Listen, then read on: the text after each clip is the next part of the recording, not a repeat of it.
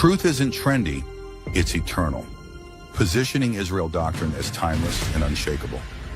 I don't follow the crowd, I follow the covenant. Separates the movement from popular culture. The streets talk, I correct them. Asserts authority and credibility in debates. Israel doctrine, where facts cut deeper than feelings. Appeals to logic over emotion. If it's not scripture, it's just opinion. Keeps focus on the Bible as the foundation. I'm not here to be liked, I'm here to be right. Bold, confident tone that builds respect. This isn't religion, this is restoration. Shifts the brand from dogma to revival of truth.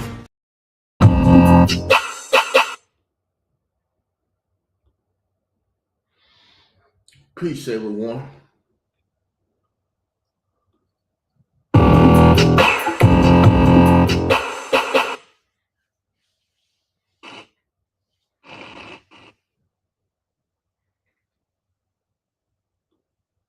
As we know it, yeah. Come experience. As we know it. Here we go, ladies and gentlemen.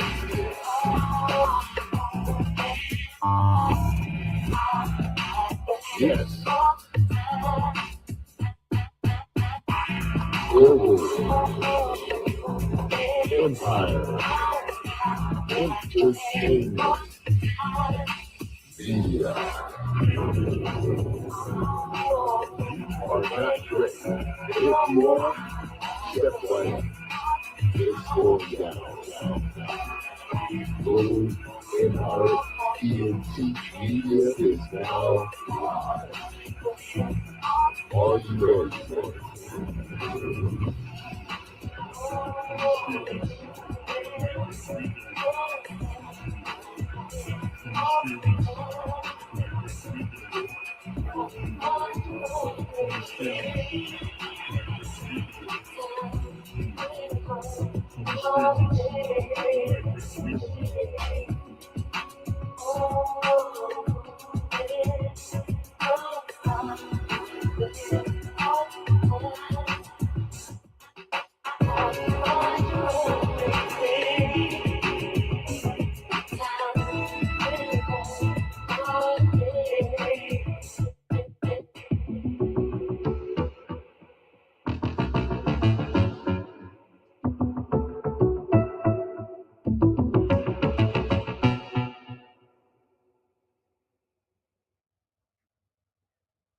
Global Empire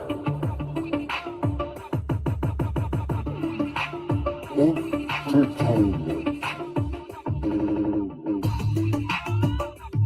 live stream. Welcome to the show. Yes, we are live and we're great. Prepare for the greatest live stream available.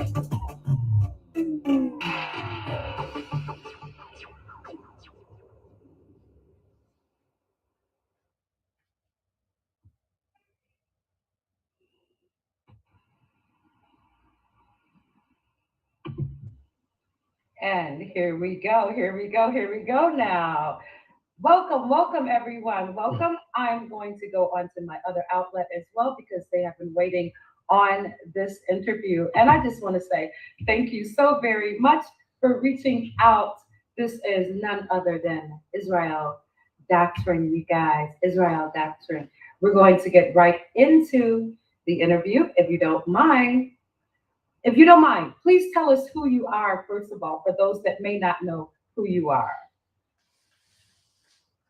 Well, I'm known as Carl Lambert, but my name is Carl Lambert Davis. I was born in Chicago in 1977. In 1996, I started learning about Israelites, and I came up with the term Israel Doctrine. People out there thought I was Israel Doctrine, but Israel Doctrine is actually the 66 books of Bible KJV. And outside of that, I fight for human rights, humanity, and I'm an info activist. So I put information out there and make it active in the community. So, yes. An info activist. Okay, now that's a new word. Now, let me ask you, why did you decide to take on the name Israel Doctrine, though, of all names? They gave it to me. Israel Doctrine is a entertainment company. It's LLC. But Okay. once I put it up and told people about the LLC, they didn't worry about the LLC. I was Israel Doctrine. So I said, okay, I can be Israel Doctrine. I'm the face of it. I'm the voice of it. I'm the steward. Why not? I understand. I I'm Israel understand. Doctrine. The reason why I knew who you were before you even reached out is because I follow a lot of things that are going on in the different communities. We have the conscious community. We have what's called the Black community. We have so many different communities, as they say, you guys. But when I heard your name, and then I started doing my research, and then I went to some of your old YouTube. And then I realized, I said, oh my goodness, he is coming hard. He is coming really, really hard. That is one thing that I did admire, is that you stood on your square. But let me ask you this. You have something coming out very, very soon. Well, not very soon, but April the 1st. And I want to talk about that date as well. What do you have coming out on April the 1st of 2022? Well, I got the long-awaited documentary. It's called "What's Happened." What happened to that boy? Hashtag WH2TV. What happened to that boy? Mhm. So if you type it in, you'll find my stuff. But that's what I got coming out. I've been telling people for years now. I'm gonna bring it out because April the 1st, 2013, is the start of it all. Everything that we know, all the all the whatever. It's everything we know started April the 1st, 2013. And what I'm talking about is the Africa Bambaataa Zulu Nation child trafficking, pederast, and all this other stuff people been hearing in the news. Okay, But, let me ask you this on that point. When did you decide to get involved in this issue and why? well, in 2016, this is when like the official date has been put out there now. 2013 don't get talked about. 2016 get talked about because you had victims come out. As the author Dave Wedge of Noisy Vice magazine said, why have these guys came out with these accusations 30, 40 years later? Well, my thoughts always been they came out because in 2013 it was said by an author, a blogger, Khalil Money is his name. The Africa Bambaataa was gay and he was date raping people. And that shook the world up because one of the founding fathers, one of the Trinities, Africa Bambaataa, from the Get Down, was out here raping little boys. So when that came out in 2013, it never hit my ears. But in 2016, Troy Terrain, y'all know him as Star, came out and told the world with Ron Savage. And then after that, he brought another guy out by the name of Hassan Campbell. Hey, this sparked my interest because I bet it did. I'm from a It's perfect. small town in Arkansas, and boom type fishing had been going on. I learned about this stuff. Tupac Shakur, when I had a baby, sex with a cousin and watched the Jordan. So this stuff was deep in my spirit, even though I'd never dealt with it. I've seen some of this stuff happen in life, but I was so young I didn't understand what it was. Never happened to me. So it touched me when I heard it. I said, oh, I'm an info activist. Time to get active. And I got active. I reached out to Hassan Campbell. He spoke to me for a sec and then he disappeared. He wouldn't talk to Sinetta. And so that I thought I'd never talk to the brother again, but I reached out again and he gave me an interview. But before he gave me an interview, he gave me a pre-interview. Who did, Hassan? Yeah, he talked to me for hours. And then when we did the interview, I was like, this is nothing like what we talked about. You was talking about killing Sarnetta, you was talking about killing Bambata, you was talking all this crazy stuff. This was in the pre-interview. In the pre-interview, we was talking about Shaka Up Moses, which is a conscious community figure, him being gay and being the one that called in the star and said I was the one that freely had sex with Bambata and all that. We talked about all of this stuff. Young Pharaoh, we talked about all this stuff. When I got him in the interview, though, he acted like he was afraid to speak about it. So my spidey senses went off. We call them Israelite senses or whatever. My discernment kicked in. I said, this brother here is about some BS. He's not about what he's claiming. He's out here and he's being the face and the voice of this so-called movement that the conscious community started, that Troy Star Terrain started, but he's not the guy. He's a BL, he's a big liar. So after that, things started unfolding because he attacked my mother. Who did? Birthday. Who did? Her son Campbell. He attacked my mother. He said he would dig up her grave, piss in it, poop in it, do all that. I was like, dude, my mother is dead. You're dumb, number one, because you're attacking my mother. You're hitting a spot in me that you're not gonna be able to deal with. I can't come to New York and get on some ghetto stuff with you. But hey, I am a black man and I always love my mama, so you messing up.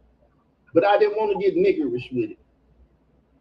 Because number one, I don't claim to be a black man or Israel or this or that. I'm an Israelite. So I wanted to do it in a uplifting way. And since I'm an info activist, this information came across my path one day. I was watching Queen's Flip. That's a YouTube influencer. Mm-hmm. You know him? So he was interviewing her son. Now I already had seen him interview or talk about the stuff, and I bigged him up. I was all in this chat like, Queen, you the man. Because I ain't see too many people dealing with this Africa Bambata stuff. Everybody was afraid of it. So those who did easily hit my radar. I was finding out who everyone was. No problem, because everybody wasn't dealing with it. They was afraid of it. So he was interviewing her son after he had talked about my mother like she's a dog. My deceased mother, black woman. Y'all, some people call them goddesses or whatever. But he attacked my mother. Now I hold grudges when you go at my mother. People know this. I watched The Godfather. I shouldn't let them know that it touched me emotionally, but they learned because I had another dude attack my mother. Several people then did it once they seen that, oh, he'll get mad if you attack his mother. So I never even attacked my mother. So I was like, okay, I owe him.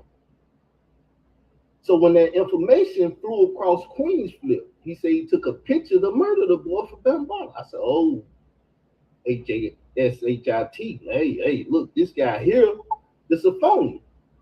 He's not a activist against Bambata. He was willing to kill people for Bambata.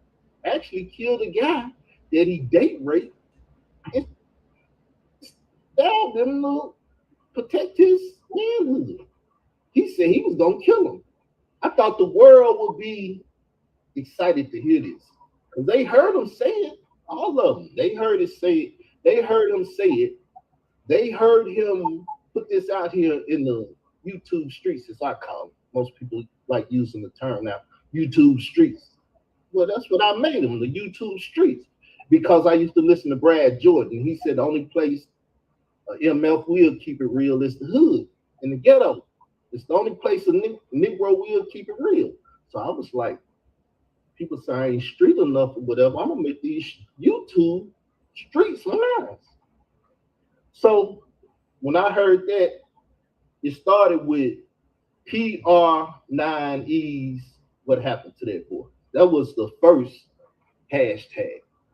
And then I just moved it to what happened to that boy, hashtag WH2. We're gonna go into what happened to that boy, but this is a song, ironically, that was sent to me in my inbox from Dr. Inky.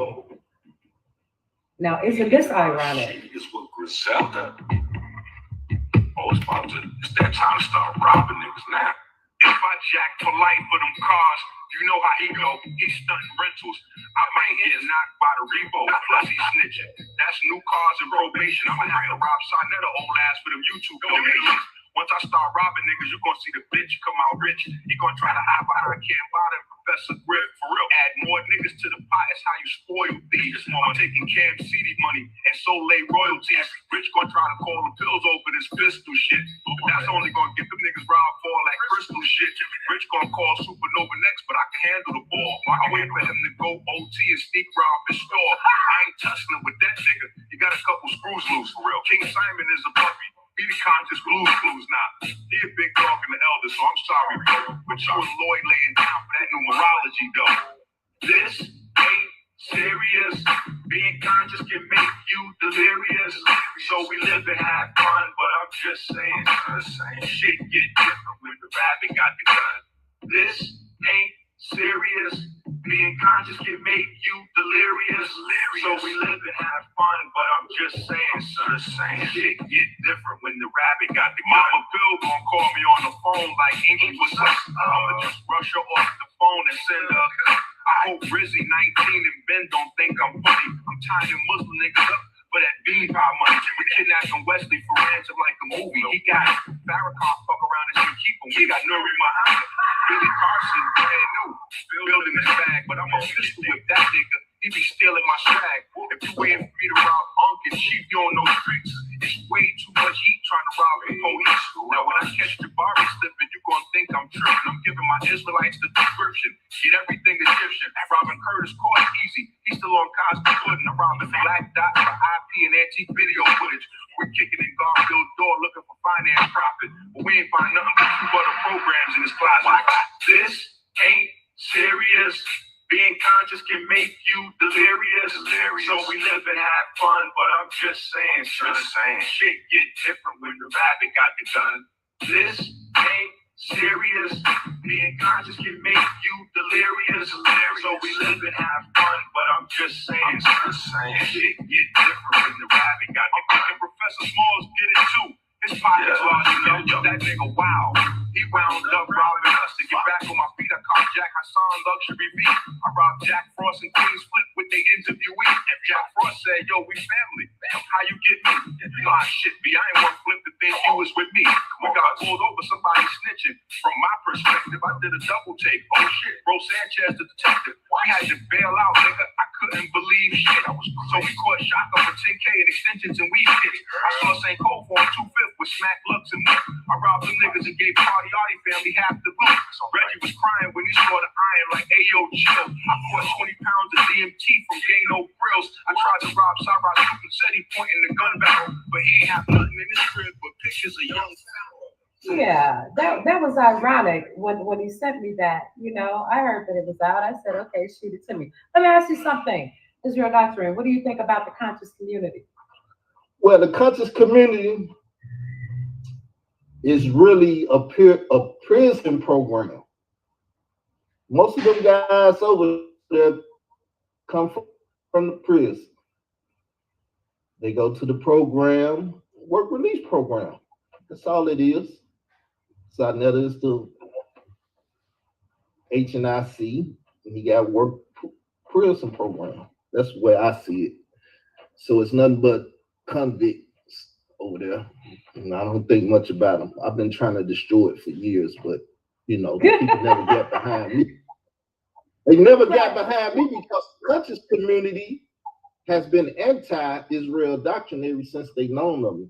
Even though I didn't won debates over there, I opened up a letter forum. I did a lot of things over there, but let me ask you this. Why do you think they came at you so hard? Is it because you started outing a lot of the perpetrators? Call them that, perpetrators? No. What happened is The name, my identity, the name, it made them fearful because I never said I was a Hebrew Israelite, but Right. that's all the conscious community is full of. Hebrew So Israelite. you're not Hebrew Israelite. I'm an Israelite. You're If you read in the Israelite. Bible, you'll never see the term Hebrew Israelite in there. Right. And Okay. if I can't read it, I don't believe it. I don't push it. I don't perpetuate it. I don't push it through the community. There's no info that I won't act about there in the community. But the Hebrew Israelites are also former inmates, prisoners, and they go over the side. Another, some are Mars, some are Maine. You know, like the mighty Hebrew, he used to be a pedophile. He went to jail. He was on the list where you got to write your name, let them know I'm in your community, protect your children. Mm-hmm. That's the mighty Hebrew. Now he tied them Hebrew Israelites on, you know, out there at the vegan spot on the south side, 750, whatever. But the conscious community is full of cons, ex-cons. It's a prison religious program. I break it down. You know, I like linguistics and words, but conscience, conscious. That is the way that I look at them now. And it's so ironic that a lot of them, they started out with good intentions. You know what I'm saying? They were dropping the knowledge per se of what they believed in. And then once everything started coming out, we realized, whoa, these are nothing more than just well, see, a con, see, you got the word, you got con and you got pro. They not pro anything. They're cons. Conscious, con, just use the word con before any other word that you deal with them or relate to them, and you already know what community you're dealing with. They're cons. They're not pro. They say they pro-black. They say they pro-Pan-African. They say they these things, but they're actually con everything. They con you. Sadnetta is a bootlegger. He stole Ash Quaquacy stuff. He stole Irritated Jimmy stuff, bootlegged they stuff, and created the conscious community. See, the real conscious community started with a K. Sadnetta made it a C. He stole it. He's a bootlegger. So when you look at bootleggers and the money that they make from their bootlegs, Alton Sterling got shot and everything. If you out there selling merchandise that's supposed to be in the store, then you're a terrorist. Ain't that's what they call them now? If you out selling bootleg CDs, they call you a terrorist. The terrorist. Because you out there with stolen merchandise, making money that's not going back into the American system. So that's what this community was made of. That's why Polite now, everybody know about him. I've been telling them for years. That dude's a con. He didn't talk let's about talk about the brother Polite, Renentech, and the young lady. What is your take on that? Well, the Kemetic community, because see, the Zulus are Zulu, Kemetic, and Moors. So I'm gonna put it on the Zulu community, I'm gonna put it on the Kemetic community, I'm gonna put it on the Moorish community. Now they can fight it if they want to, but that's their brother, Zulu, Kemetic, Moor. But the Kemetic community, they don't have any papyrus or nothing that's against homosexuality. So Africa, the Bambata, a representative of them, the Kemetics, is down with homosexuality. But they don't got nothing to say, Africa Bambata, you can't be around here sleeping with these young boys. So they came against it, but they ain't got nothing to fight against it. They can't use the Bible because they anti-Bible. So once again, this community is full of people that can't help you. They come with blackness. But when you come with blackness, then you get the black nationalistic stuff. Blacks don't have no civil rights. They civil mortus, as they say. You don't Let me ask you this, my brother. When I started following everyone from Saw to Inky to everyone, what I realized is that it seemed to me, maybe I'm different and maybe you're different, maybe others are different, but it seemed to me as though they always had something on each other. Like you can tell when someone is being manipulated or someone is being threatened or whatever, because it seems as though they're always afraid to talk about one another until things start coming out, and then they start spilling everything. But they in Let the me ask. lodge together. They're in the lodge together, and Masons really ain't supposed to tell on Masons. You get your tongue cut out. I did see. But I did them see a brothers picture. are in the lodge, like the Ra squad. Right. I outed them years ago that they was all Masons and which ones was Masons and stuff. I had them going crazy. They was like, this guy knows about our secrets. Because I'm an info activist. I go get information and I make it active. So I outed them all.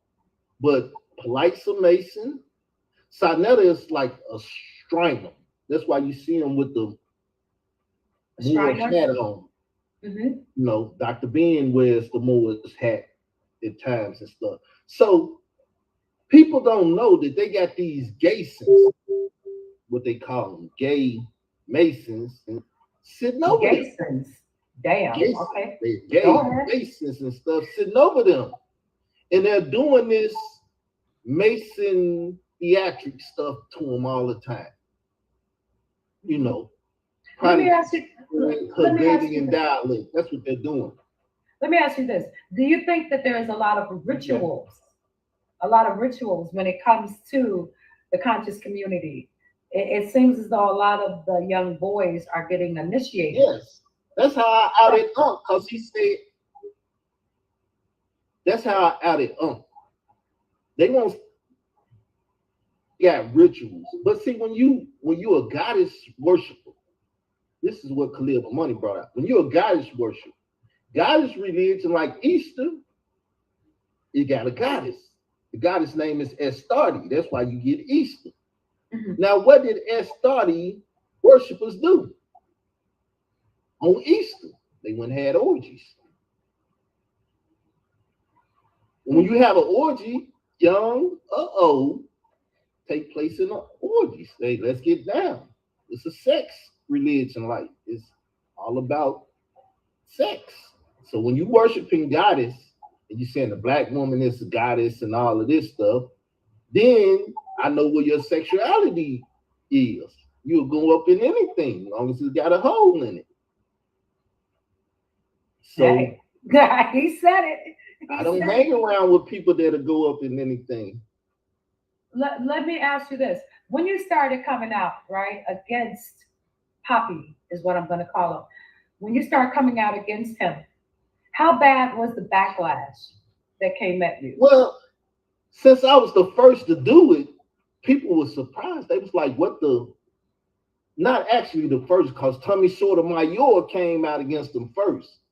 It was like, oh, you was having sex with him and this and that. He talked about him bad, but see, he was talking about Tommy having sex with his daughter and stuff and doing all these videos showing himself to his daughter with underwear on, with a towel, and you don't know that he had underwear on, but he act like he's showing himself right, to his it daughter. was a skit. Yeah, I remember that. Well, they was going back and forth. And Tommy, he don't play. He was just like, hey, look, you homosexual, you this and that, and he went at him hard. I was like, hey, man, you go hard or you go home, because you playing with these people in these YouTube streets, and these streets don't play. They will eat you alive. And Tommy Sotomayor is like one of the demons out there you don't play with like that. But he Trust played me, with I him, know. and he played with him. He got ate up. Then after that, see, after he did my interview, because I was just a lonely YouTuber. I don't do this stuff for money and stuff, though I done made money. They just shut down my channel, Israel Doctrine Reloaded. I had $400, my last payment, and now they closed that channel. I don't get no more money from that. But I was just a lonely YouTuber. I never did it for the glam, and this. I don't want to be famous. Though I have YouTube fame now, I'm famous. A lot of people know me. Like you said, he's talking about Bambaataa and stuff. This stuff will bring you a certain type of street fame.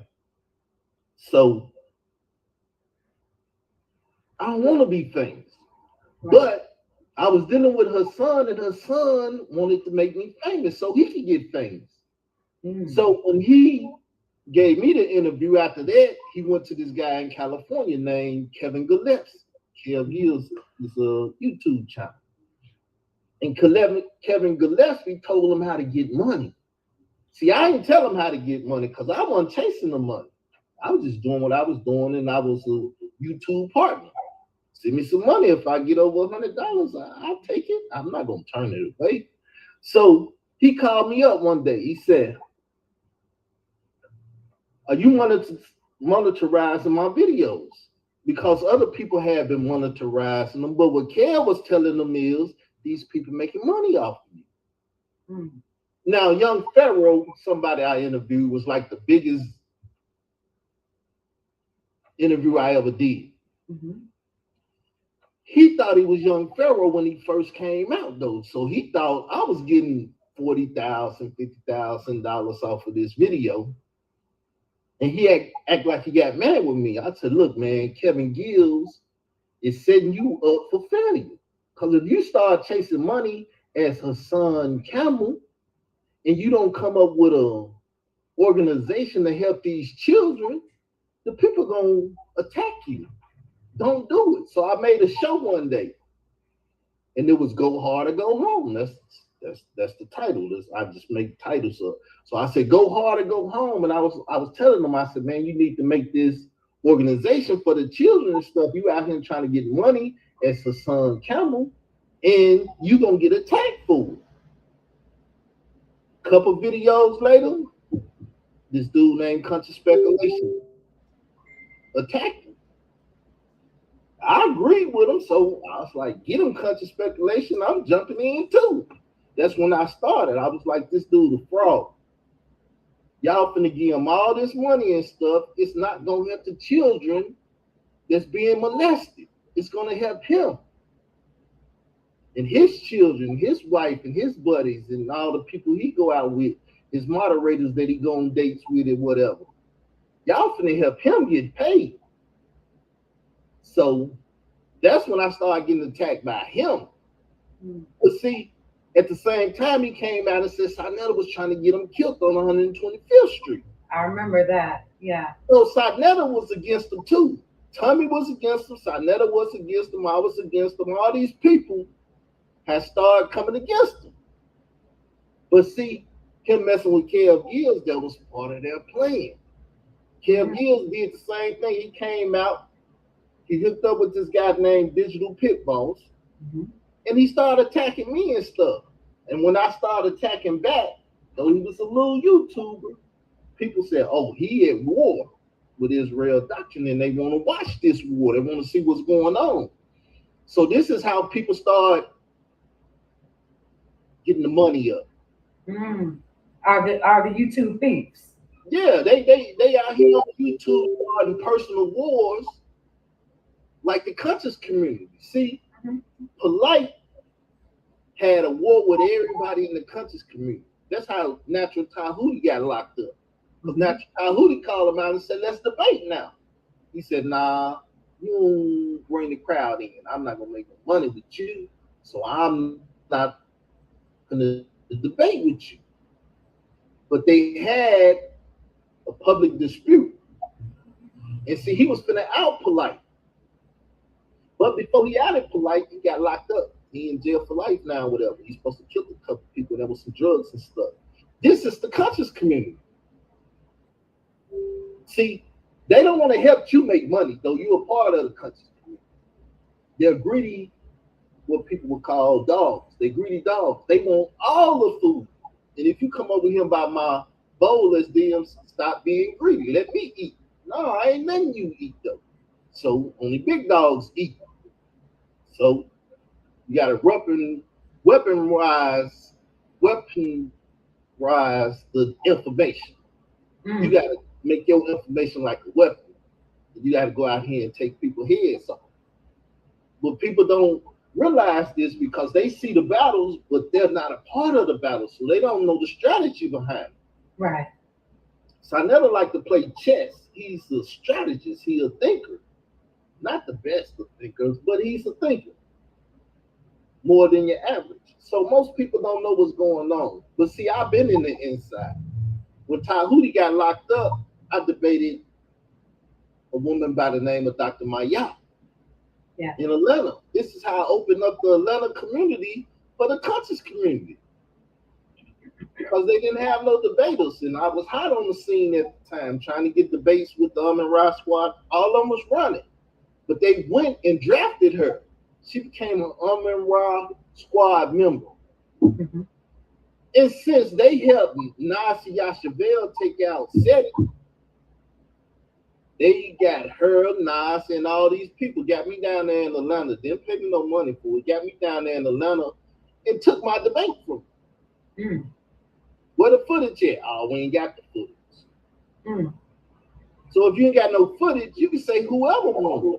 Right. The community don't know because they want another. People at the event know, but the community don't know. So then they take this Dr. Maya, who's a snitch, the one that tried to get young Pharaoh locked up for telling the world that she was out here telling people about her drug partners or whatever she was doing, because I didn't try to pay attention to it.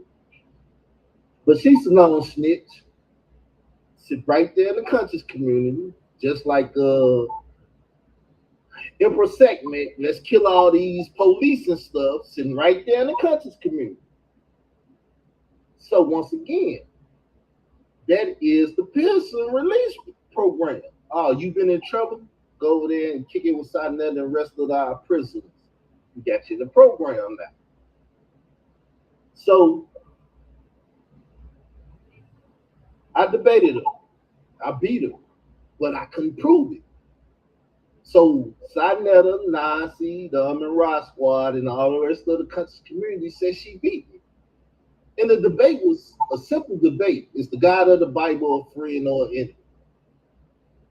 Now, I'm supposed to have been around all these Israelites, though they call themselves Hebrew Israelites, Old Testament Hebrew Israelites. They don't care nothing about the New Testament. They gonna say the God of the Bible is an enemy. I lost the debate. She proved that the God of the Bible is an enemy. How? How do you even prove that? She was off subject. And this is how they started attacking me. Because see, when I came out, I was good. I was clean. The conscious community didn't know about me. But when their celebrities started attacking me, they had Captain Tazaria from the ISUPK. He wanted to say I was blowing people off and doing all this, talking about me bad. Oh, he only got 5 followers. I ain't got no followers. I tell people follow Jesus. So what my followers said, I don't want you to follow me. I want you to follow who I'm following. So they attacked me. That's how they tried to take my credibility away, but I'm very credible. And I don't care about them. I'm still trying to destroy them today. I'm trying to take the conscious community out. Let me ask you this. Let's go back to AB is what I'm going to call him. When it all came out that he was actually doing this to the young boys, how many people do you think kept it a secret in the conscious community? Oh. In the community, only a couple, but in hip hop. Mm-hmm.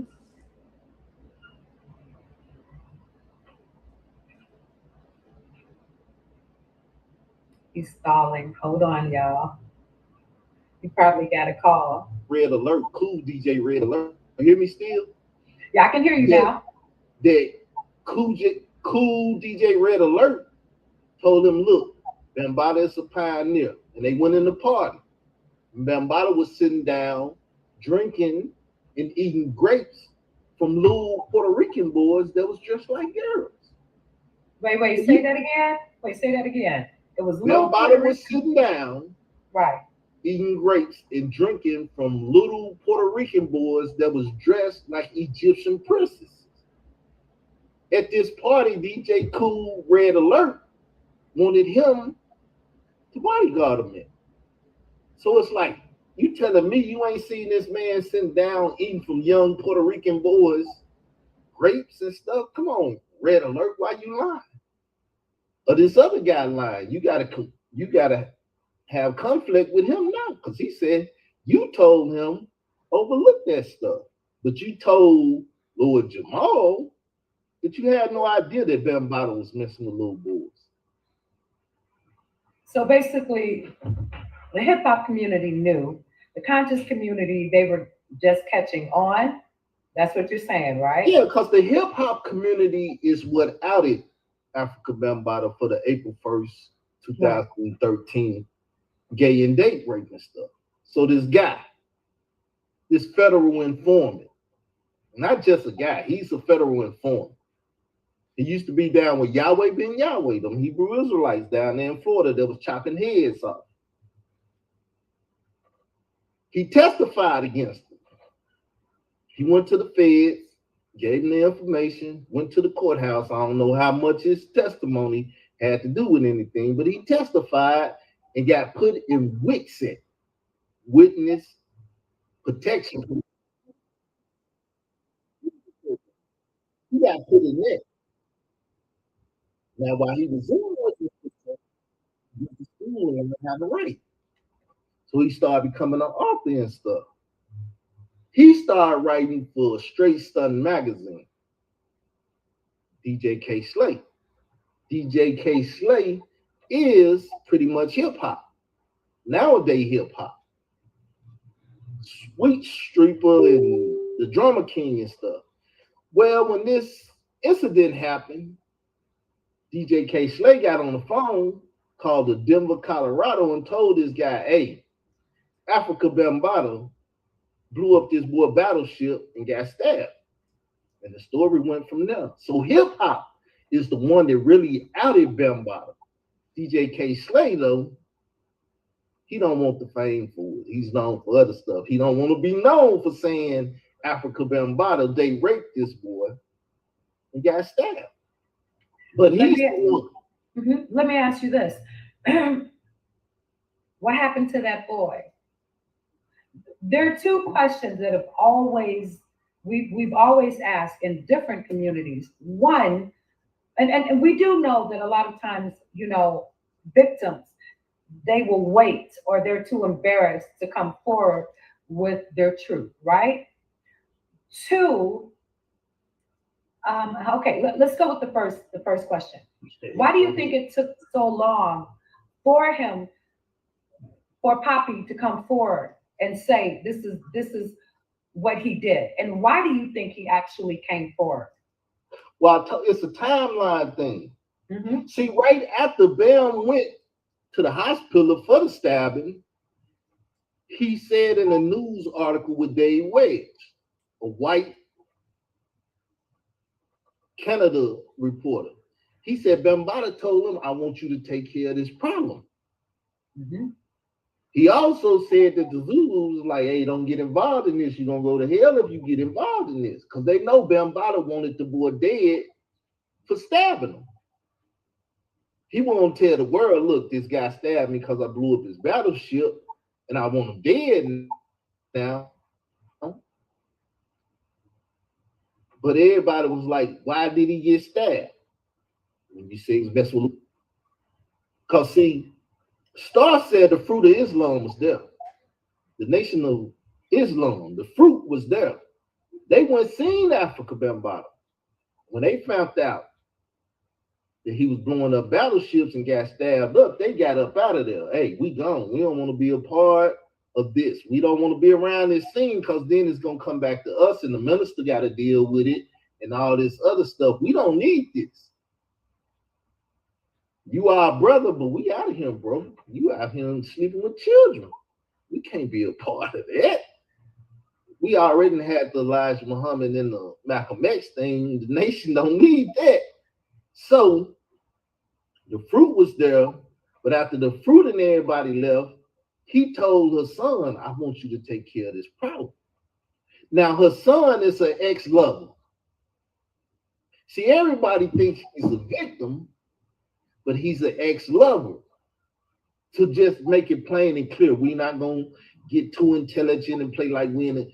He used to be in sexual exchanges with Bambaataa. He said he loved Bambaataa like a father. Now, we know he really saying I love him like a lover, but you know, that's his language. But he in love with Bambaataa.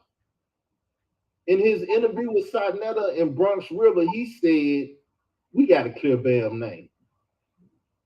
That's what the Zulus said. But that was the mission. Clear Bambaataa's name.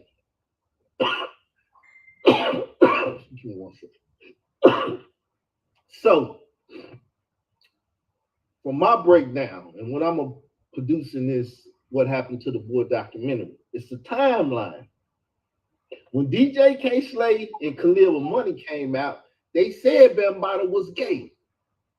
Now, this give him an out. I'm gay. I'm not a pedophile. But you're sleeping with young boys. You're a pederasty to be exact. That's what they call it, pederasty. Old men sleeping with young boys. You're the black Nembla. North American means loving boys. So they gave him an out. But see, Khalil Money is a straight advocate for the homosexual community. And he was getting DJ K. Slade to bring homosexuality into hip hop. They would have the gay rappers up there at Shade 45, taking pictures and stuff and doing stuff and introducing them to the heterosexual hip hop community. So when he said he was gay and he was date raping, he said the first people he turned that article into, hey, look, y'all, Bambaataa is gay and he date raping people, was the homosexual community. Because they was trying to get Africa Bambaataa over into the homosexual community. The ones with the rights. See, if you say he a black guy out there raping, well, he ain't got no civil rights, we gonna hang him. We got a witch here, we gonna set him on fire and do all the other stuff. Going, get your picnic basket, we got one. But when you make him gay, then you put him in that LGBTQ, we'll add the P for pederasty or pedophiles or whatever. When you put them in that community, you just put them in a safe community.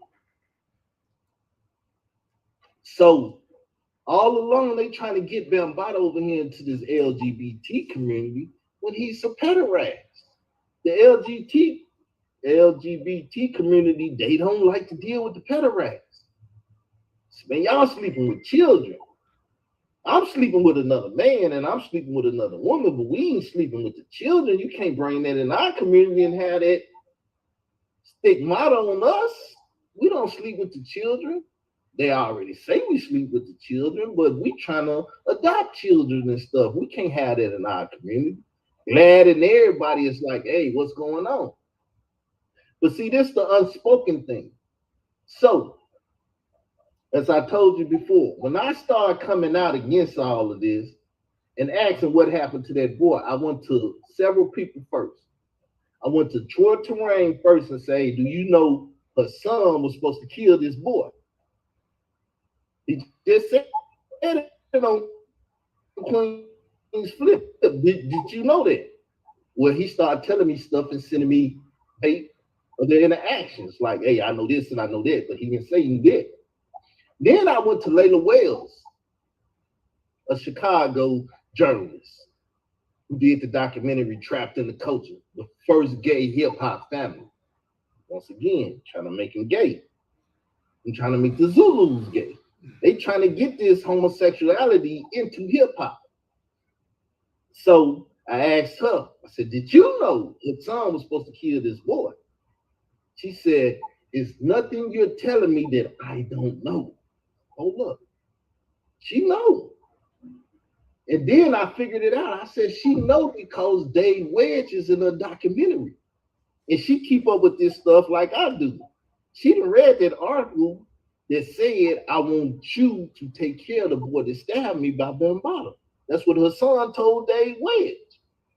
So we know Dave Wedge told Star and he told Leda Wells and he told all these people that was initially a part of this whole thing that's been going down. I said, oh, SHIT. I done struck gold. I'm finna get this street fame now. But I'm finna get her son back for talking about my mother. That was the one that started the fight. When you talked about my mother, you pissed me off, and I'm gonna get you for that now. But the way I'm gonna do it, I'm gonna ask about this boy. And once I did that, the whole community was like, I had at least 20 to 30 people in my chat. I just started getting abandoned. Different people that came to me initially saying, hey, look, brother, I'm for you, this, that, and everything. They started running away from me. A couple people stood by me. Dollar Skills, he stood by me. Nerd Live, she stood by me. Them was my friends. That's my ride or die buddies right there. Everybody else, they started abandoning the ship. I'm like, what the hell happened? I thought y'all was against her son and y'all was down for what I was telling y'all. Mm-hmm. But everybody ran away. They didn't know me no more. And we're talking about the young boy that stabbed Bambaataa, and they took Bambaataa to the hospital. And since then, the young boy has disappeared off the face of the earth, correct? Correct. Nobody knows who the young boy is. They say they know his name. I forget the name they call him, but they started putting his name out there and stuff and everything. Star Troy Terrain did 2 videos asking, please help us find the young man that stabbed Bambaataa. Mm-hmm. He couldn't find him. Others didn't ask. They couldn't find him. I started a movement and I can't find him. No one has seen or heard from. What about the boy's family? If you don't know who the boy is, you don't know who his family is. But they know who the boy is. They know his name. Okay, let me ask you this. Could there actually have been another boy? It could have been a boy that everyone is protecting. It could have been a lot of things. But the question is, where is the boy at that got date raped and stabbed Bambaataa? Where is he? Her son took a picture overt. You know, you got the covert, that's the hidden, but he did an overt thing. He took the picture, went bought some gas, put it in his car, and went looking for the boy. He did an overt act to go and kill that boy. So you gonna tell me, in all likelihood, he didn't kill the boy? No. In all likelihood, the boy is dead and rotting somewhere in the trash field or something in New York City, and no one cares. And because Israel Doctrine asked the question, where is this boy? The hell with it. But see, Khalil Money said DJ K. Slay told him in 2008 that Bambaataa liked them young boys. So in 2013, when he said, hey, he just date raped and got stabbed, Khalil Money already knew he was messing with them young boys. But as a reporter, he didn't feel it was his job because his hip-hop boss, K. Slay, didn't tell him to publish it. But he told you this man is gay messing with young boys. And he wouldn't report it. I tried my best. Right. When me and Khalil Money was cool. I tried to get him, since he was already in the witness protection. I don't know if you heard. He was already with the federal marshal. I was trying to get him to get them to look into it. He said, I ain't gonna do that because if I start talking to them about this, they gonna put me deeper in Woodset. They gonna lock me away. People ain't gonna know who I am. I'm gonna have to change my name and identity. And he didn't want to go through it no more. So he didn't want to help out with what DJ K. Slay had gave him to help out with. Because DJ K. Slay didn't have to say nothing, but he had a write-up in the Midwest, out there in Denver, Colorado, that if I give you this story, you're going to write about it and it's going to blow up. Mm-hmm. Now, did DJ K. Slade know that he was a FBI informant? Because he didn't had him at his parties. He didn't had him around different hip hop artists and stuff. And all these people was dealing with this guy, but they didn't know that they was dealing with an informant. Because the hip hop community, from Jay-Z and all the rest, they deal with informants now. But they don't want to talk about that in hip hop. But all of them got informants around them. That's what I was going to speak on next. We know that because I've noticed too that a few in the hip hop community, they got out of a lot of their charges very easily. And that goes to the concept of how many rats are there in the conscious community? How many snitches? How many informants? It's a lot of shitty cuz out there. Mm-hmm. The guy that killed, Nipsey Hussle, hip hop informant. So it's a lot of them out there. Let me ask you a few more questions. With this documentary, what do you hope that this will achieve? Well, once again, I'm an info activist, so I don't care if it achieve anything. I got to put the information out there and cause it to be active in the community. It's a conversation that needs to be had in the community, yes. And that's what started Troy Terrain and the rest of these people, Layla Wheels and K. Slade and Khalil. That's why they destroyed my channel. They went over there, false flagged my channel, didn't have no copyrights to the stuff, and YouTube just took it. They did it twice. The first time they took all my channels down. I had Carl Albert, Israel Doctrine MCEO, that was one. I had Israel Doctrine. I had Israel Doctrine Loaded. I had Black Intelligentsia. I had Circus. They took all my channels down. And I was like, why they did that? I only did an offense on one channel. Take that channel down, and then I go back to my old channel and have fun. They took them all down for about 3 or 4 months. I wrote them letters. I said, hey, look, man, this woman is attacking me. She got me in court. She'd hit me with a slap case. I'm up here in Chicago fighting a slap case for a whole year because she said I was stalking her. I'm in Arkansas, but I'm stalking her in Chicago. So they said electronic stalking. Mm-hmm. That's how they got it. So I was down in, I forget what street, but I was in domestic violence court because they call it domestic violence. So I'm down in the domestic violence court. So then she lied and said I had machine guns and stuff talking about killing them. So the judge then told her, go tell the police. But what her and the judge did, they set up another court date for me to go to court. We was going to actually have a trial. So I come up here for trial and I'm standing in the domestic violence courtroom. I'm standing up there. And the judge ain't coming in the time and she ain't coming. I'm like, what the hell's going on? So all of a sudden I see the police come in the building. So I go to the restroom and I'm moving around the elevator and stuff and they come at me because they thought I was finna leave. Because the court hadn't started none of that stuff. They came at me. They said, hey, look, man, get off that cell phone. Did all this stuff, but they wouldn't read me my rights. They just arrested me and threw me in the van and wouldn't lock me up for 3 days. Because they couldn't get the judge to get me in the courtroom the next day to either sentence me or give me bail. So since they didn't do the paperwork and stuff right, I had to stay in the jailhouse another day. Then I went back to the domestic violence court. That's where they gave me bond and sentenced me. So then they sentenced me to Cook County. I was supposed to go stay in there unless I paid the money. So luckily, the family got a little money. Got nothing but family in Chicago. They got a little money, came and got me. Hey, look, man, y'all need to pay that bond and get me up out of here. Because what they was trying to do, they was trying to get me locked up in Cook County. And they was going to have, from my perspective, because Star Troy Terrain said, Layla Wales has O-Block family.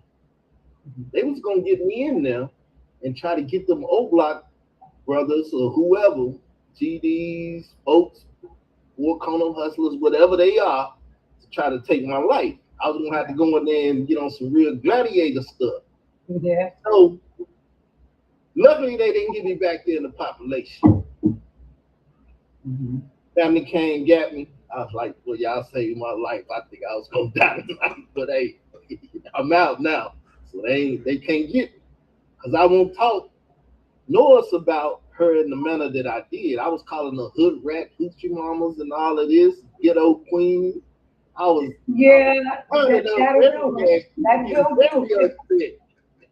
Ooh, wait. She was getting very upset. But he told him I was stalking her. And when I started, I said, okay, I know how to deal with this. I started getting on my YouTube channel. And I said, look, this woman has got a slap case against me, a strategic lawsuit against public participation. And she done pulled a Jason Smollett on me. She done said I'm stalking her when I ain't stalking her. And she said I'm pulling out guns and stuff, and I ain't done none of this stuff. She done lied to these people in the courtroom. Now tell the truth. For real, she was lying to the people in the courtroom. Did you or did you not? No, I attacked her. But I wasn't stalking her. Wait, how did you attack her? She went on Facebook and started talking about stuff that I talk about. That's how I set most people up. I give them. So I said when I was young, I used to look up on the teacher dress. She went over there on her page and talked about that. I tell people I ain't had no woman, I ain't had no sex in a while and stuff. You know, I'm a biblical guy, so I ain't out here making my sister whores. She went talked about that. She went talked about all this stuff on her Facebook page because she was mad at it. I bet she was. You were calling her hood rats and hood this and hood that. She wouldn't make no YouTube. I got your hood rat. I got your hood rat. Yeah, wait. What she say? You need some money on your books. You need some money on your books. So she was mad. She went. Yeah, you took the L on that one. On her Facebook about me. Yeah. And so since she did that, it was no holds bars. It's just you might as well have talked about my mother then. So okay. I got this be now. Right. She want to be a queen bee, I'm gonna treat her like one. I got her now. So it was what it was. See, what they fail to realize is I'm a fighter. I've had to fight all my life. I was born in Chicago, Illinois. I went back to Park in Arkansas. Then I came back to Chicago, Illinois. I was like 4th grade, 10 years old. All I had was my mother. My siblings was around, but they had their own children. So all I had was my mother. McDonald's, that's all I ate and stuff. You know, I just lived a ghetto life. I stayed in 534 West Division. I lived a little ghetto life. But when I got old enough, for 10 years old, my mom said, I got to move him out of Chicago because he's going to become, the building was full of GDs and stuff. He going to become a gangster. Because my bloodline and my family bloodline, the men are very hot-headed. I used to ask, why my dad and my uncle them so quiet? I said, oh, they got that ignorant in them and they don't want it to come out, so they stay quiet. But I ain't learned to be quiet. I was hanging with my mama, and ooh, she had a big mouth. And her sisters had a big mouth. Right. My cousin them always said, you just like your mom, you got an old foul mouth because I love to curse. I learned it from her. And that mouth got you in a whole lot of trouble over these years. I got it from. Let me ask you this, my brother. Oh yeah, well, I've been told since I was young, my mouth gonna get you killed. That's what I've been told. Your mouth gonna get you killed, murdered. Let me ask you this. My mouth, knowing that the documentary is coming out April the 1st, why did you choose that date again for next year to premiere the documentary? It's the anniversary. The anniversary of what? April the 1st, 2013 is when the article was told to be written, because that's when Bambaataa date raped the young man and got stabbed by the young man for date rape. So basically, you're You pouring salt on the open wound by choosing that date. No, I'm just bringing it back to the date. Because Okay, no one okay. wants to take it. See, Layla Williams did a whole documentary. It never talked about April the 1st, 2013. She had the man there that wrote the article, but they never talked about that. Don't talk about that date. She told Satnetta, she said it on Satnetta TV. Won't nobody.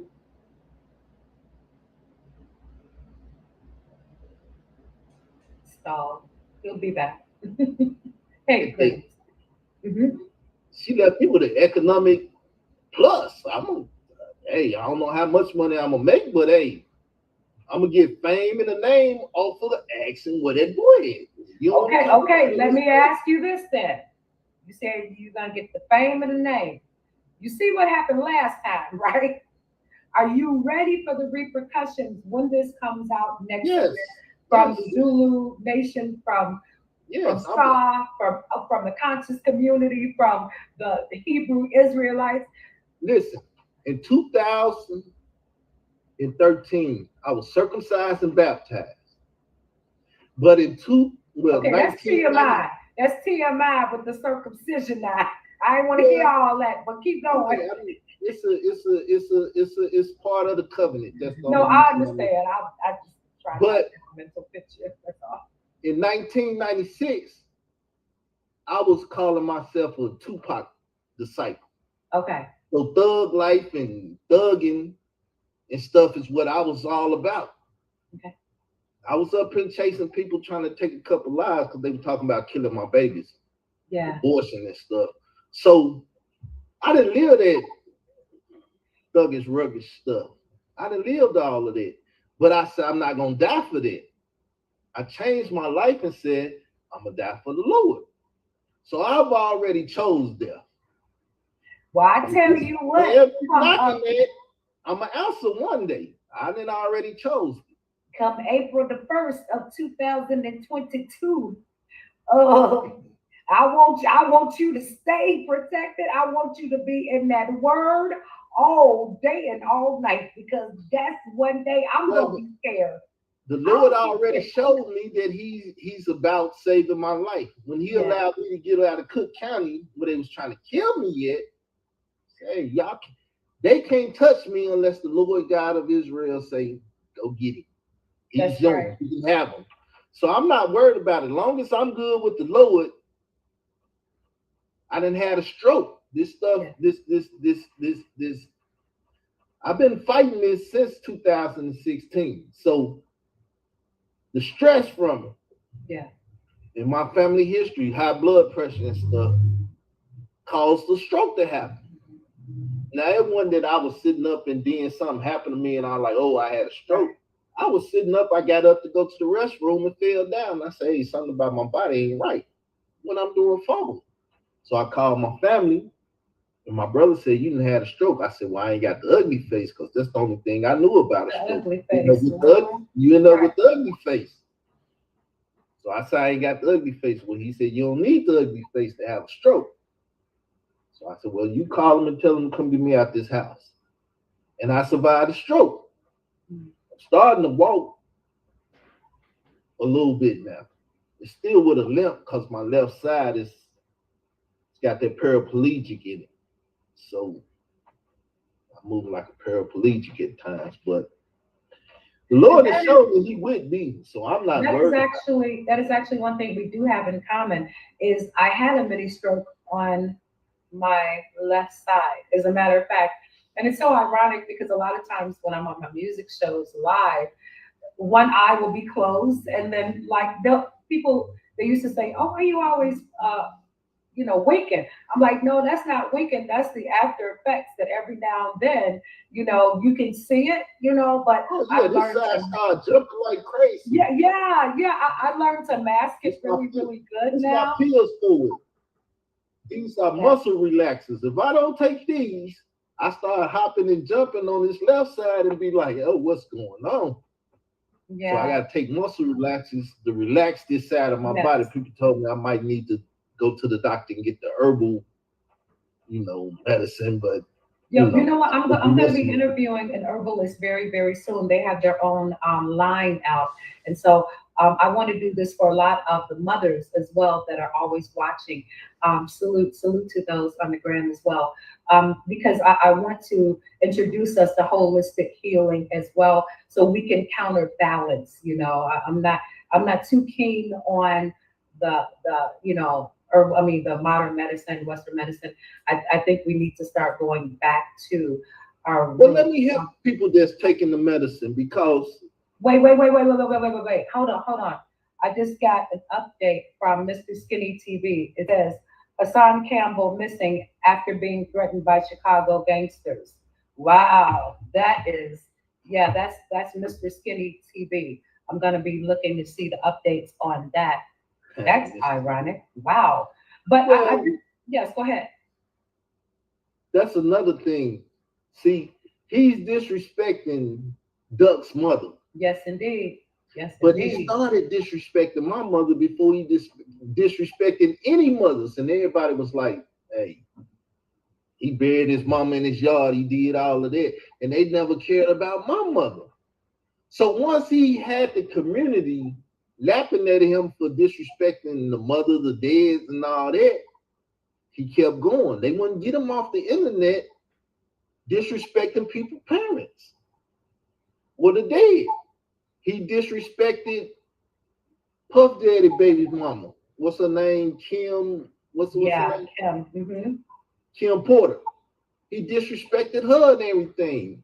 See, they won't get her son off the internet. And then you got all these fake gangsters out here talking, we do this and we do that, but they haven't taken care of him. See, he said he would get JoJo Capone to kill me. Yeah. Because him and JoJo was taking pictures back in the days and they supposed to be cool. So, as they like to say in Chicago, he called himself sending people off. I'm going to get JoJo to kill you. Right. You're going to get JoJo Capone to kill me. You're trying to get this man lined up with the FBI and stuff, talking about you going to get him to kill me. But his buddy, Doggy Diamonds, JoJo Capone buddy, would never step in and try to kill that type of conversation. There's a whole community of individuals that's been against me for the longest, for what I don't know. But you know what? Let me tell you this too. One thing, and we kept saying, stop playing with Chicago people. Stop playing, because even our rappers, some of them, when they come home, they get shot on $1 million avenues. You know what I'm saying? So if we take out our own people, it's nothing to come for you. Because they're only gonna let you get away with so much. You know what I'm saying? Hey, I'm from Chicago, but I don't deal with Chicago politics. Yeah, I mean, I do. I'm willing to get gangster with them. Yeah. I'm willing to get out there in the streets with them and have a shootout or whatever. I'm willing to do that if I have to, but I don't start nothing with people in Chicago. Because this is where my family stay, and this is where I lay my head. I would be foolish to start. Very, very foolish. And people say, that's that dude from YouTube right there. And I'm gonna tell you something. And one thing that Poppy is learning and everybody's learning is that you can be touched, especially by Chicago gangsters. I mean, they move in such silence that you won't even know that it was. That's what I was trying to tell them. I was trying to warn them at first, like, look, man, you out here in these YouTube streets playing crazy. Go out, come back in. But these streets don't play, they go hard or they go home. And you don't force me to have to go hard, because I'm not going home. See, that's the problem with me. Ever since I've been young, they say you stubborn, you hard-headed, you won't quit. Hey, don't start it, and you won't have to bow down to me, because I'm not gonna quit. So when we get through, I'm gonna grab this bull by the horns and I'm gonna put his ass to the ground. If you don't want to get put to the ground, don't be the bull coming at me with your horns, because I'm gonna grab him and wrestle you down. I just want to say, that's what the community see. They say this dude here is stupid, but he not gonna stop. They can't knock you off your square. There are a lot of times when I got knocked off my square because I was thinking about my family and so on and so forth. And then I realized I got to stand. I got to stand. I can't be afraid. I can't kowtow. I'm from Chicago. Like, that's what we do. We stand on our shit. You know what I'm saying? And so, Economy said it's the Chicago way. So I'm born in Chicago and I know the Chicago way. I just don't really want to do this. I know what you're saying. I know what you're saying. And there are things that I don't do anymore. Now, when I have questions, I'll just interview certain guests. I'll just interview them. You know what I'm saying? Like, okay, this is what we always wanted to know over here. Come on over here. You know what I'm saying? But it was so amazing. I didn't know who you were when I read your DM. I'm like, wait a minute, that name sounds familiar. And then I went to your page. I said, oh my goodness, I know who this is. But sometimes, I fall back. I let people reach out to me. And then that's how I'll do my interviews instead of chasing everybody without chasing we were all. friends. I'm seeing your page. We were friends all the time, and I never even realized. I said happy birthday to you because I say happy birthday to everybody. So right. And I'm like, okay. I looked at my news feed and I seen this show and I said, hey, she talk about what I talk about. I was like, well, she from Chicago, so I don't know if she want to get in this little Chicago mess that I got going on. But hey, listen, give me an interview. Let me tell the people that I'm going to drop this documentary because the industry or the news people outlets haven't been on my side. Right. See, at first it was cool with everybody because they was against us. But then when they realized that if you take her son out, you're gonna take Bambaataa out. It's like, well, we can't take her son out, and we can't let Israel Doctrine take her son out. See, Sarnetta, he used to be on my side. Right. But he got a little payout or something. Torture Rain, all of them got paid off. Because Bambaataa sits over the Zulu Nation, which sits on 6 of the 7 continents. And he get those government funds in. See, Bambaataa, he ain't really got no money. He been trying to sue his record company for old money and different stuff. Bambaataa, he got some money, but he ain't got no. But the Zulu Nation, they got money. They got business. They own 6 of the 7 continents. They get their government money. Right. But see, that's why they can't let Bambaataa go down, because doing my research, if you are on that watch list for pederasty, messing with children, then your organization can't get money from the government no more. Right. So you can go out there and kill another brother. Pow, shoot him up. As David Swell said, you go to Walmart, like, baby, kill up a person right in Walmart. But if you touch them children, the government said, we ain't giving you no money. And what's so ironic? Right, what's so ironic about that? They money off the government all the time. So we can't have our leader or the head of the Zulu Nation be known as a pedophile. What's so ironic? Stop all our money. We ain't gonna eat no more. What's so ironic about that is that the government, I gotta say it the wrong way so they won't flag it, but the government, they're the biggest traffickers of the children in the sex industry. So you see what I'm saying? So they man, look, that's a whole different deal right there. Government has showed me that they're with them. Because Government has came at me and allowed them to flag my pages. Yeah. PJK Slay, Layla Wells, and Khalil Money, they flag my pages. They don't have no copyrights to any of their stuff. So what Google said, or Government said, is sue us. They don't think I got the kahunas to sue them.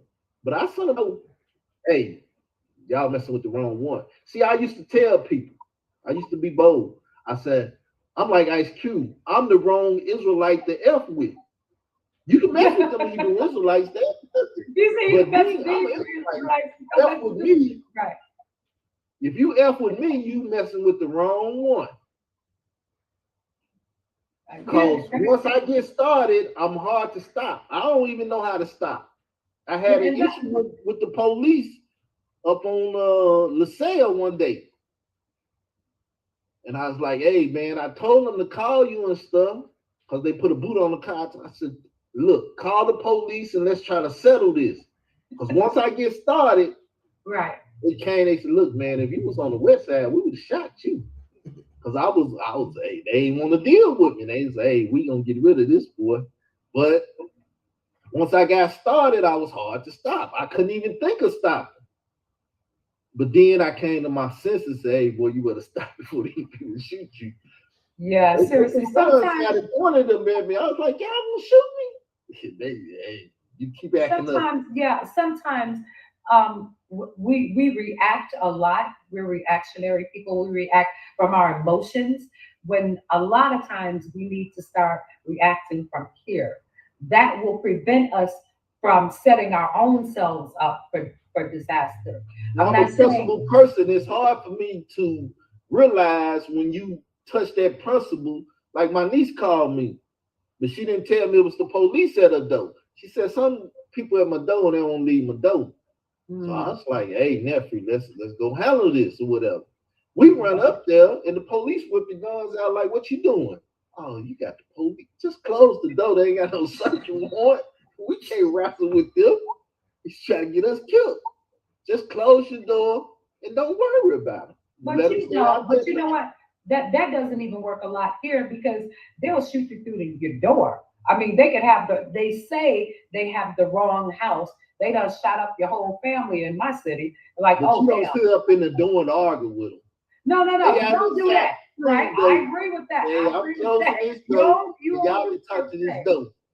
Yeah. And you know, it's a shame that I've had to teach my grandchildren, especially the boys, what to do when the police stop them. You know what I'm saying? And that's a damn shame. That if you want them alive, you better teach them. Yeah, and when they see the lights, it's like it's a fear that our people have automatically. Like, damn, you know. The right to remain silent is what black people don't get in their head when they come. I don't care what you ask me or what you talk about. If you're gonna lock me up, put my hands back here and let's go through this process. And this process allows me to be quiet through the whole thing. I ain't got to say nothing. So once you do your thing and I don't give you nothing to argue with, send me home. You know what's crazy is, speaking of, I was stopped one day. I was riding in the car with a young man. We were coming from work and he was taking me home. And next thing I know, okay, we got pulled over. I said, okay, that's no problem. But then the next thing I know was like 6 different cars. Police cars behind, you know, and they were pulling up on the side and the front. I'm like, what the hell did you do? It's like, nothing. What did you do? I'm like, nothing. So they said, step out of the car, step out of the car. So they had me sitting on the curb, and then they had him, you know, they were questioning him. You fit the description. I've never been so damn scared in my life. I just knew that was my day. I was going to meet my creator. I'm like, lock me up at the domestic violence court. They said, look, man, you've been one of the easy, because I didn't give them no argument. When I looked and seen they was up there, probably for me, I didn't know. I was like, let me get off this floor with them. Yeah. And then when I tried to make my escape, they was like, hey, come here. You said you made your escape. I was trying to make my escape. I headed for that elevator, but right. It was like, come here. You going to jail today. You say your ass ain't going nowhere. You going right with us, buddy. I had nothing to say to them. Yeah, because I was like, y'all can't take me out of this building because I got to go in there. I'm on trial today. I got to go see these people. That's why I'm here. That's why y'all come get me, because I'm in Arkansas and y'all ain't expedite nothing. Right. But y'all knew I was going to be here today because I got to go to court. And y'all take me out this courtroom without going to court, y'all blood's going to be. They not expediting nobody from Chicago. You'll be in the county for like 8 damn months. Yeah, man, hey, look, I wasn't worried about nothing. But they didn't arrest me properly. They didn't read me my rights and all of that. I've sent my letters to Illinois. They know what's going on. I just sent them to the federal marshals about they FBI informant, and I just sent letters to Google and stuff. I deal with documentation. You know, that's another reason why I started the magazine is because I kept getting shut down after certain interviews. You know what I'm saying? So I'm like, damn. So if I'm losing all my social media outlets, what the hell can I do? And then, the magazine idea came and I said, they can't take that from me. That's freedom of speech, real freedom of speech, especially if I create it and I distribute it. And that's what I decided to do. So now, even if my channels are gone, I automatically download the recordings and then I can actually do interactive where they can actually see Well, the videos. I got plenty of hard drives. Well, You say plenty of I got plenty of hard drives. Yeah. I got plenty of hard drives. And no, they took down my YouTube channel. Yeah. Oh wow. Okay. I got all the information right here. He's showing his good stuff, y'all. He's showing how you're getting around. So people know, they say, hey, Israel, if you want to know something, he got it over there in them hard drives. Yeah. Yeah. That's why, see, they called the police and told them I had child porn, which I somewhat had child porn. Somebody sent it to me. I looked at it. They sent it to me on Facebook. And so it was in your computer. It was in my phone. Oh shit. When I had told the world, I was like, hey, somebody sent me some child porn, but I didn't know how to delete it at the time. So what happened is so you never opened it. Right. Them conscious community people called the sheriff department and say, hey, he got child porn. But what they was trying to do is get them to get my hard drive. So they tried to make me a pedophile and put child porn in my life to get my hard drives, because they know the information is on the hard drives. It's up here too, but the physical information is right there on the hard drive. So they sent the sheriffs to my house. I come walking home, I see them sitting in front of my house, like, what the hell is going on? And so they talking to me, and I say, yeah, I pulled my phone out. So I don't know how to delete it. There you go, right there. You can see who son it. You can see what they son. I ain't looking at it. I seen the thumbnail in this. I knew there was something I didn't want to look at. Though her son said he sit down and he watched it and told you all about it. The man was this big and put it in the girl. All of that stuff, like, huh? How I get the police call on me, but y'all won't call them on him? Wait, do you remember who sent it? Oh, it was a woman from Chicago. I came up here to the Young Pharaoh gig, and I met this woman. So this woman that I met at this Young Pharaoh gig sent me the child porn. I'm like, don't send me that. You need to report it. Because once she sent it in the email or in the inbox on Facebook, I don't know where it came from, and I wasn't trying to search it down. If I hit that, then I become a participant. So I was like, I know what it is. I see the thumbnail, but I ain't touching that. Okay, let me ask you this. Do you think that she could have been a plant? She actually planted that for you. Well, I knew her from the conscious community. She dealt with Young Pharaoh, and Young Pharaoh still deals with them people to a certain extent. He know them all. He was there the day that they did the news conference in Harlem. So he still got ties to them people. And I was like, y'all ain't got Young Pharaoh to tell this woman to send me some child porn? What's going on here? But see, what they fail to realize is that's New York, that's Florida, that's Arkansas. It's national now. It's just not one state. Y'all made false police reporting in 3 states. See, what then took place with me asking this question is the RICO that took place. Because all of them that made over $10,000 on their YouTube website with this Bambata stuff, that put you in federal court right there. So all of them that did the racketeering thing, Layla Wells trying to get up documentary to Hulu, Netflix, or whoever. They done made enough money that they could be considered racketeering people. They didn't protect her son enough to where they can make their money. I see. So to me, they racketeers. They need to be put under RICO. I got you. And that way you just don't get Bambaataa, you get everybody that's been helping Bambaataa for years. I got you. That's why when Ron Savage came out, I have audio of Ron Savage saying, "Where's the boy at?" Have you ever heard anybody say that Ron Savage been asking for the boy? Now he's the first victim to come out and say Bambaataa been molesting people for years. But when he asked about, that's why Star, Troy Terrain, and Layla Wills been attacking. Star made a whole channel and started saying this political figure, Ron Savage, was trying to extort the Zulus. See, now they're attacking him.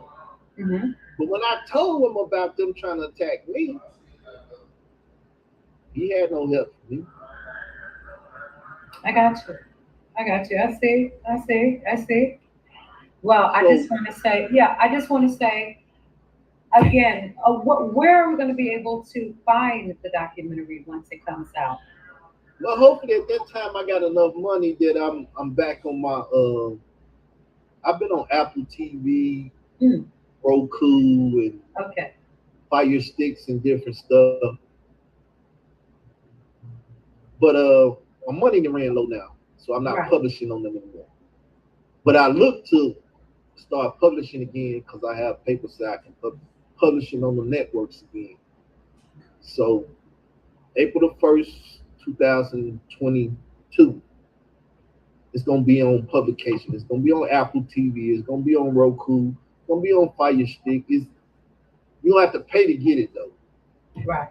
See, that's what I didn't know. I was like, take this $500. I want to publish on these sites. Well, Right. I only did that 2 months because I didn't have money coming back. Because I wasn't charging people to see the product and stuff that I was putting out there. Right. I just Right. wanted to see how you do it. And once I learned how you do it, I said, okay, I need a little money. Once I get a little money, then I start publishing on these sites again. Right, I got you. So we will keep you all informed as to when and where you'll be able to find it, just in case he doesn't come back to see us. But I hope he does, because I would like a follow up. Oh yeah, we can Yes. do a part 2 whenever I would love to whenever do the date that. get close. Yes, yes. That is what I would like to do. That way you'll still know I'm still alive. They ain't killed me yet. But, Well, we'll keep in touch. I'll just make sure randomly, like, hey, you still here, right? They ain't got yeah, you you'll yet, see right? my posts on Facebook. That's what I tell my family and stuff because my phones and stuff off right now. I say, just look on Facebook. Okay. Once you see me active, hit me in the inbox. I'm there. Okay, and same here. You just keep in touch and let me know that everything is going okay. And I will send you a link to the magazine. You will be in November's edition as well. Yeah, So I might need to advertise in there. So yes, indeed. Yes, indeed. You know we're going to talk offline. You already know. So just want to say thank you so much for coming through. This is none other than Israel Doctrine, you guys, Brother Carl, and Mother D says, thank you for your truth. And yes, we do. We do thank you for standing on your square. And we will be praying that everything will go wonderfully, that you'll be protected by your angels, by God, and that you can keep getting the word out. So until next time, thank you so much, my brother. okay. Thank you so much. Peace, my brother. So that was a great interview, you guys. Another great interview. Got a little deep there, as we knew it was going to be. I'm scared to see who's going to have a rebuttal. But whenever I have a question about certain things, like I said, I always go to the sources. And it was time. It was time to get a little bit of background